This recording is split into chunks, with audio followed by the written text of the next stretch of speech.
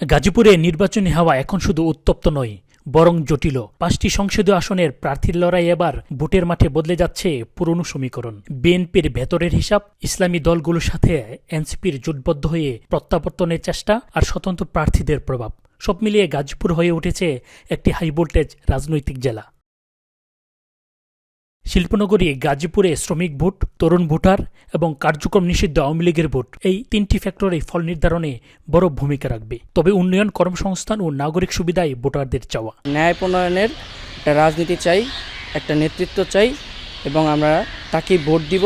সন্ত্রাস দুর্নীতিমুক্ত সমাজ গড়ার লক্ষ্যে যে আমাদের কাজ করবে, আমরা সেই যোগ্য লোককে বেছে নেব ইনশাল্লাহ। আগামী নির্বাচনে ভালো এবং যোগ্য প্রার্থী যারা মনে করবো তারই আমরা ভোট দেব। এবার আশা করি সুস্থ নির্বাচন আমরা চাই। প্রার্থীরা উন্নয়ন ও জনদুর্ভোগ লাঘবের প্রতিশ্রুতি দিলেও ভোটাররা এবার শুধু প্রতিশ্রুতি নয়, প্রার্থীর গ্রহণযোগ্যতা, অতীত কর্মকাণ্ড ও স্থানীয় উপস্থিতিকেও গুরুত্ব দিচ্ছেন। শিক্ষা নগরী এবং স্বাস্থ্য নগরী হিসেবে আমরা গাজীপুর থেকে ভবিষ্যতে গড়ে তুলব ইনশাআল্লাহ। বহুদিন পরে একটা গণতান্ত্রিক পরিবেশে বাংলাদেশের নির্বাচন হতে যাচ্ছে, যে নির্বাচনের জন্য সীমাহীন ত্যাগ আমরা সকলে স্বীকার করেছি। উৎসবমুখর পরিবেশটা যেন বিরাজমান থাকে এবং তারা যেন স্বাচ্ছন্দ্য নিয়ে ভোট দিতে যায় এবং ধানের শীষকে বিজয়ী করে। বাংলাদেশের মানুষ ন্যায়, ইনসাফ, সহনশীলতা, প্রতিহিংসা মুক্ত একটি বাংলাদেশ চায়। আইনশৃঙ্খলা পরিস্থিতি নিয়ে জেলা রিটার্নিং কর্মকর্তা জানালেন, লেভেল প্লেইং ফিল্ড নিশ্চিত করতে কাজ করছে প্রশাসন। বসানো হয়েছে উপজেলা ভিত্তিক সেনা ক্যাম্প।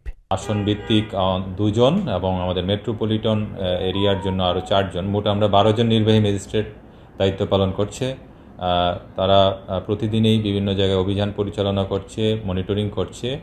গাজীপুরের 5টি আসনে একক প্রভাবশালী কোনো সমীকরণ নেই।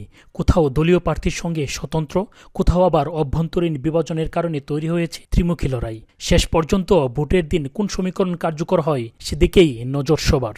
রাজধানী লগোয়া গাজীপুরে প্রায় 60 লক্ষ মানুষের বসবাস। গাজীপুরে 5টি সংসদীয় আসনে প্রায় 27,38,245 ভোট রয়েছে। এই সংসদীয় আসনগুলোতে সমীকরণ কিন্তু বদলে যাচ্ছে প্রতিনিয়তই। জামায়াতের ঐক্যজোট, বিএনপি স্বতন্ত্র প্রার্থী এবং দলীয় কোন্দল এবং আওয়ামী লীগের অনুপস্থিতি অনেকটাই কিন্তু সমীকরণ বদলে যাবে বলে মনে করছেন স্থানীয় ভোটাররা। চঞ্চল খান, মাই টিভি, গাজীপুর।